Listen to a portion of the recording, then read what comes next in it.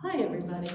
Hi. Good evening. So good to see you all, see all of your faces from here up. So let's harmonize our hearts and minds, placing our hands on our hearts. Let's just begin by taking some deep breaths.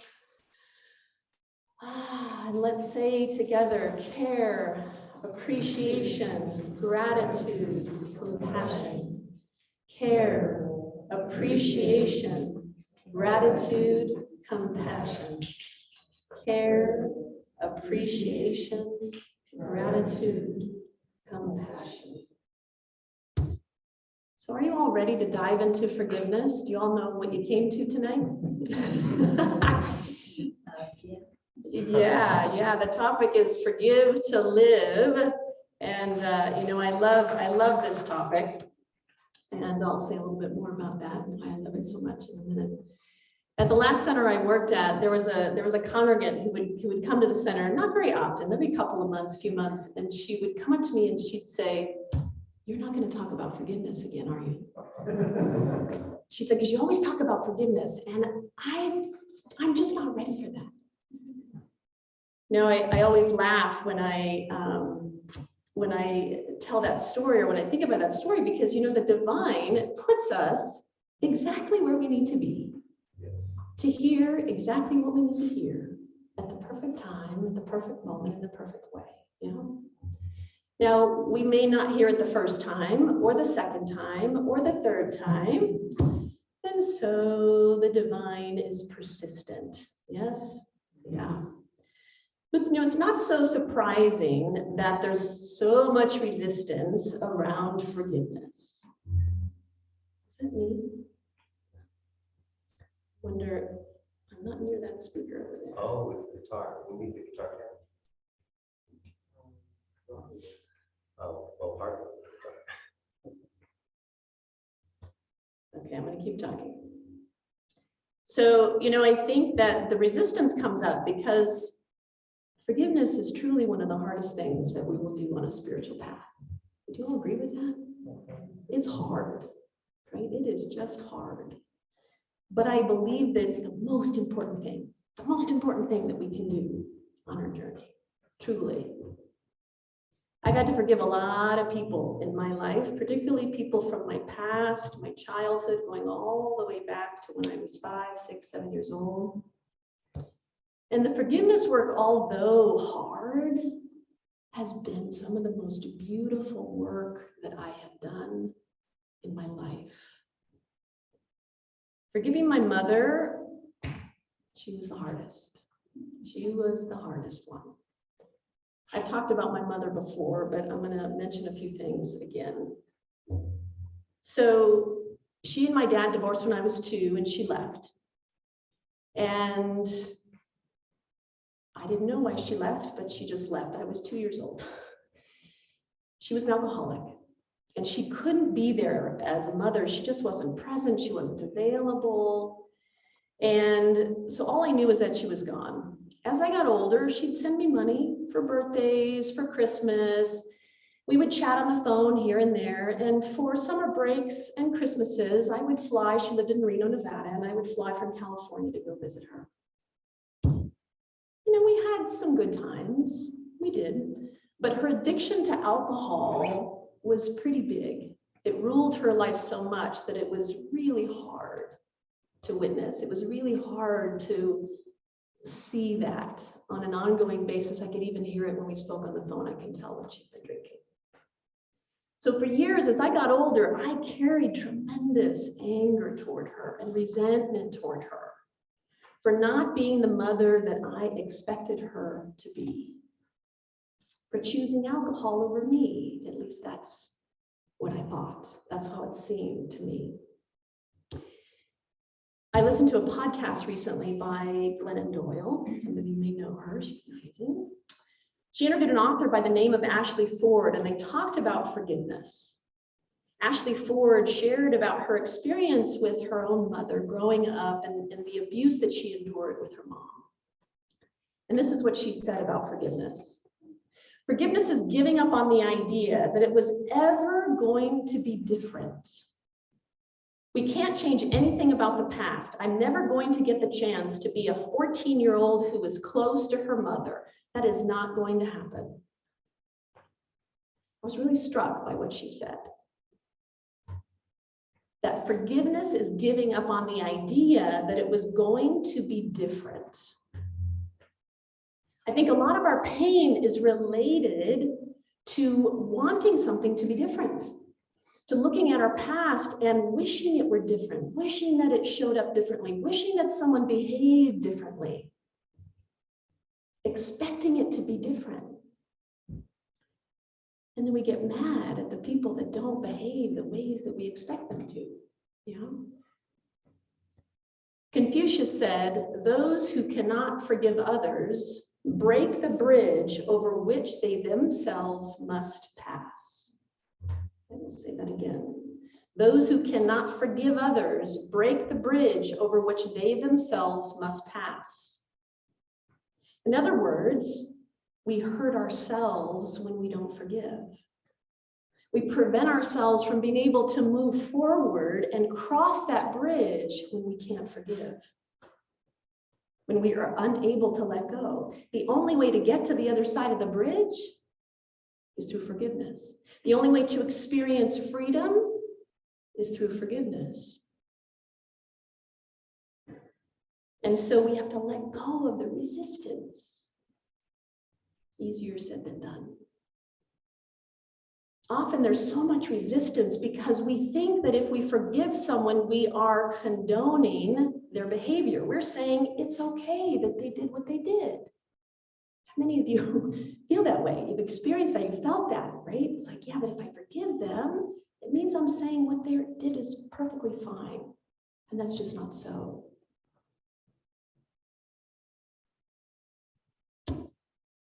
A wise person once said, "Forgiveness doesn't excuse their behavior. Forgiveness prevents their behavior from destroying your heart." That's what forgiveness is about. It's about preventing it from destroying our heart, not theirs, ours. Forgiveness isn't saying, "I condone what you did." It's saying, "I'm willing to release what I have projected onto you. I'm willing to release the interpretations that I made about what happened." Colin Tipping wrote the book Radical Forgiveness, and he talks about something called collapsing the story, and I love this. Collapsing the story means taking an event and pulling the pieces apart to identify what the facts are and what the story we made up about it is. Our interpretation of what happened. Because, for all of us, there's what happened, the facts, and then there's what we made it mean. There's our interpretation of it. We all do this. Yeah? So, and much of our sadness is contributed to what we made up, what the story we made up around it, the interpretation that came out of that, not the event itself. So in the case of my mother, the fact is my parents divorced and my mother left when I was 2. What I made that mean is that she didn't want me. And I spent years, and I'm talking years, being angry at her, furious at her, because I thought she didn't want me. And that actually wasn't true. The truth is that she knew that my dad would be a better parent. And she said, "I want you to have full custody because I don't trust that I'm going to be the best mother I can be." Actually, in the end, it was a very selfless act that she did. So you think about your own life and the people in your life that maybe you've got some forgiveness work to do with, yeah? What stories have you made up about them? What have you projected onto them? Some of you may be thinking, I actually don't have any grudges I'm holding against anyone. I've done my forgiveness work. I'm good. I'm complete. If you want to know if you have forgiveness work to do or not, think about all the people in your life. There may be a lot. People from your past. Bring them into your awareness. As you think about them, work people, all the people, family, if you can bring every single person to mind and have total peace, you've done your forgiveness work. If there's a little tinge, even just the littlest tinge of something, there's still more work to do. How many of you have more work to do? Okay, just checking so I'm not alone here. Yeah, so, chances are, if you're in human form, living on this earthly plane, you've got work to do, right? Because the opportunities show up everywhere. Someone cuts us off on the freeway, and we're irritated, we're frustrated with that person. Or our boss doesn't give us the recognition that we feel we deserve. Our child has an attitude and we're irritated with them. Or our spouse or our parent says something that's hurtful, maybe not intentional, but hurtful nonetheless. There will always be people in our life that push our buttons and annoy us, always. They are everywhere. Messengers along our path, placed there as God in disguise, as Ram Dass says, showing us the work that we still have to do. Yeah, and that's a good thing. It's a good thing because it means that we're growing. It means that we're continually growing and expanding who we are. Forgiveness is an ongoing process, right? We may forgive for 30 seconds. We may forgive for a minute, maybe an hour, maybe a day. And then suddenly something else, another wave of upset comes through us. We think we're complete. 10 years go by and suddenly there's another layer. It's a process. Now, some things we're complete. We forgive, we move on, and we're good. And then there's other things that are deeper things that need a little more attention, a little more love. Yeah, so, with my mother, the first time I forgave her, I was 24 years old. And then the next time I was in my 30s. And then the next time I was in my 40s. And then the next time it was right before her death. And the biggest time was about 3 months after she died. That was the biggest layer that I released, was after she died. It's huge. I'll share that in another talk because that's a whole talk in and of itself. So, and actually, as I thought about it, every time I would visit her as an adult, every single time I would fly and go to Reno to visit her, and I was only there for 3 or 4 days. Every time I had to do forgiveness work, because just being around her, it stirred up all the stuff. All the past pain would come back up again, and I'd have to do more forgiveness work. It was an ongoing thing. Yeah, so, some people, it's just, some people, some of the stuff we have, there's layers. But the good news about the layers, even though it's hard and it's painful, every time we move through another layer, our heart opens more, doesn't it? We have a greater capacity to hold love. We have a greater capacity to be more compassionate. We have a greater capacity to recognize our oneness and our connection with all beings.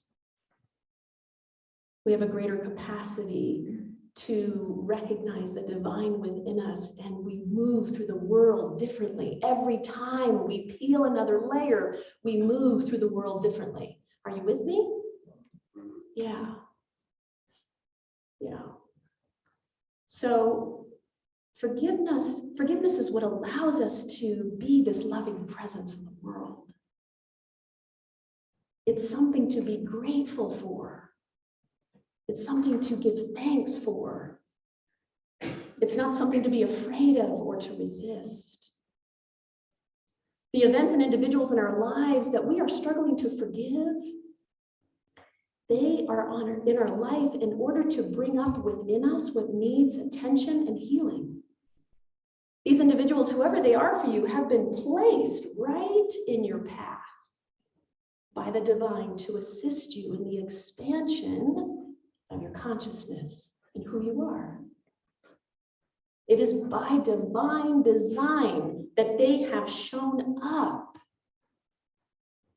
and continue to show up. It may be something that happened 20 years ago. You're not even in touch with that person anymore, but they continue to show themselves, don't they? Hello, here I am. So I want you to bring to mind someone like that for you right now. Just bring them into your awareness. And silently say thank you. Thank you for showing up and giving me the opportunity to open my heart even more. And silently say to them, I forgive you for not being the way I wanted you to be. I forgive you, and I set you free. And now see that image fade away. Just see it fade.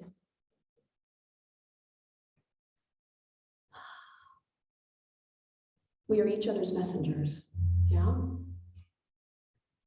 Coming to shine a light on those parts of ourselves that need to be looked at.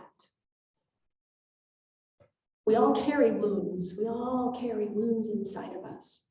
And all of these wounds somehow find each other and invoke the healer in each person. It's like my wound finds your wound, and your wound finds her wound, and her wound finds his wound, and on and on. Yes, it's like this dance that happens. And we're totally unconscious to it happening. On a spiritual level, we know what's going on, but our human selves are like, why is this person in my life? Why did they show up? The divine knows exactly why they showed up. To give our soul the opportunity to become aware of the wound and to heal it. That is why they are there. That is why they are pushing your buttons, to make you aware of what the wound is. Colin Tipping talks about radical forgiveness and why it's radical, why he calls it radical. It's because it rests on the principle that everything happens for us, not to us. That there is a spiritual purpose for everything. Everything.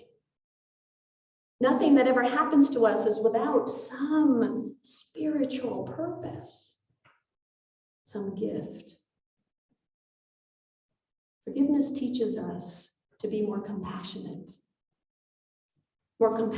towards others and towards ourselves. To be more, as we open our heart and as we are more compassionate, we're more forgiving of others and more forgiving of ourselves. And, it helps, the forgiveness path helps when we are able to see the humanity in other people.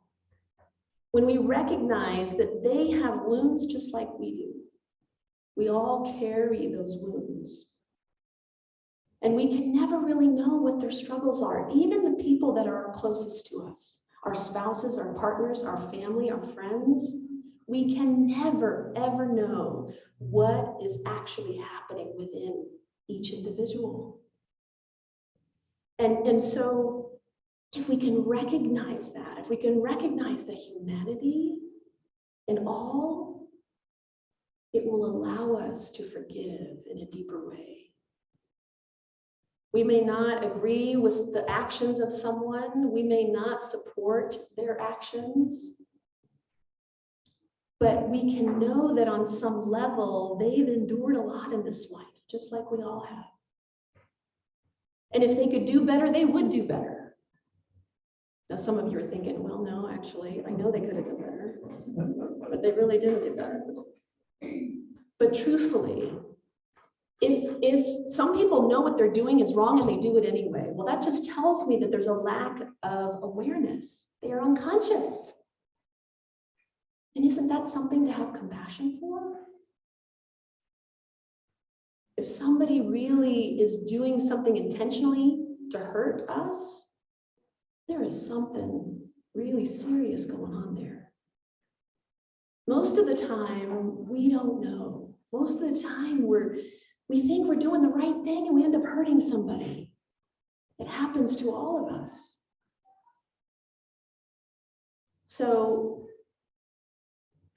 people shut their heart down. They close themselves off, and as soon as they do that, they don't have the same awareness anymore. And so, wouldn't it be wonderful if the people that hurt us came to us and apologized and acknowledged and took responsibility for what they did? Wouldn't that be great? And it melted all the anger and the upset right away. But the same lack of awareness that caused them to take action in their life to do the thing that hurt us is the same lack of awareness that will not allow them to take responsibility and to apologize. Right?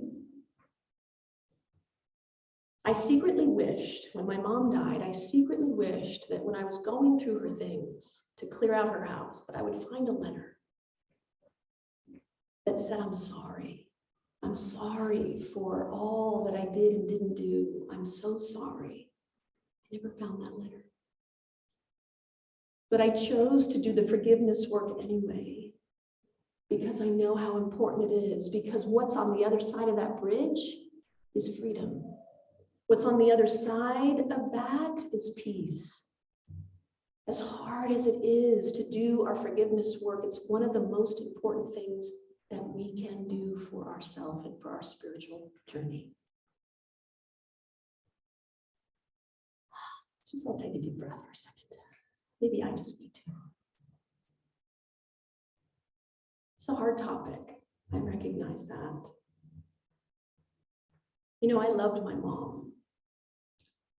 Once I was able to see her humanity, I was able to see so much more about who she was.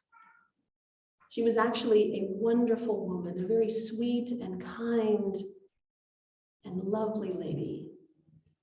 But she chose alcohol to cope with the pain of her past. She truly did the best that she could. She really did. And that's true for all of us. And so forgive.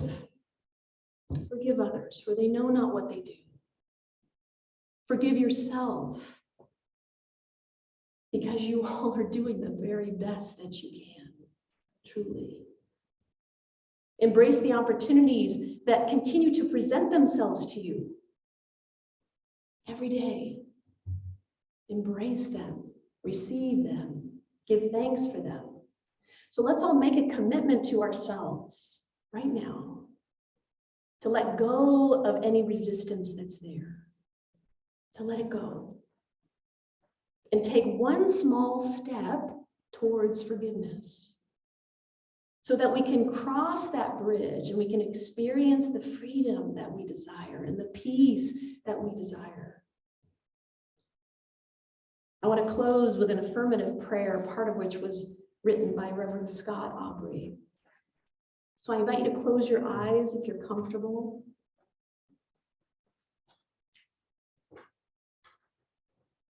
And open your heart to receive these words. Infinite presence. I let go of the resentment that has kept me imprisoned. I forgive, not condone. I rise above the hostility and regain the lightness that was dimmed by my unforgiveness. I choose to remember that life is happening for me, not to me. And it is bringing messengers into my life to help me heal and to expand my heart even more, so that I can experience true joy and freedom and the oneness of all, just as the divine has intended. I forgive, I let go, and I release all that is unforgiven to divine love. And so it is.